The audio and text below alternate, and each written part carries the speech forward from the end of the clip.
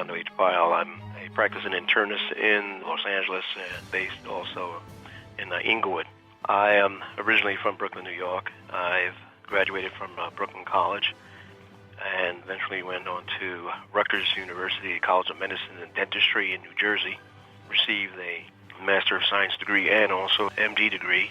In 1997, I heard about the Tahitian noni juice over the radio, and I was amazed at the amount of information that was given regarding all the ailments that it could treat.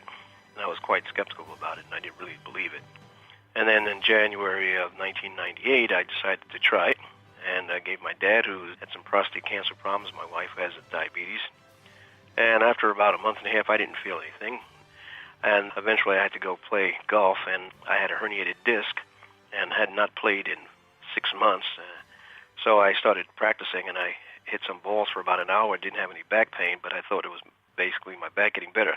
Anyway, eventually I realized I was discussing with my wife about the juice not helping me, and then she said, well, what about your back? And then I realized that my back had improved. And I played in the golf tournament, and I didn't have any back pain by taking the noni juice. At that point, I decided to share this experience with the rest of my patients and family members, and lo and behold, I had a tremendous amount of success with patients with high blood pressure, diabetes, arthritis, and eventually I became a director of a hospice center where patients were terminally ill, and I had AIDS patients and cancer patients. Well, I figured that if I could get some donations, then I would use the noni juice with them to see what the results would be.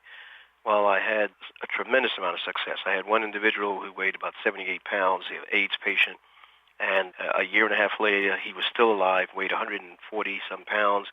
His viral load went from over 225,000 down to 2,000, and a T-cell, a CD4 count that was undetectable went up to 200, and he had a tremendous amount of improvement.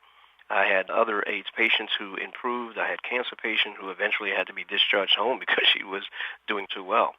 Eventually, I just started sharing this with other people and other members of the community, and it's had a tremendous effect not only on my life, but also on the lives of my patients and family members.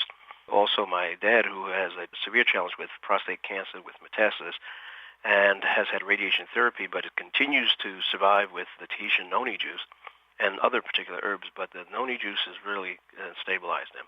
I believe that the key to patients taking the Tahitian noni juice is that they must take enough, and they must take it long enough.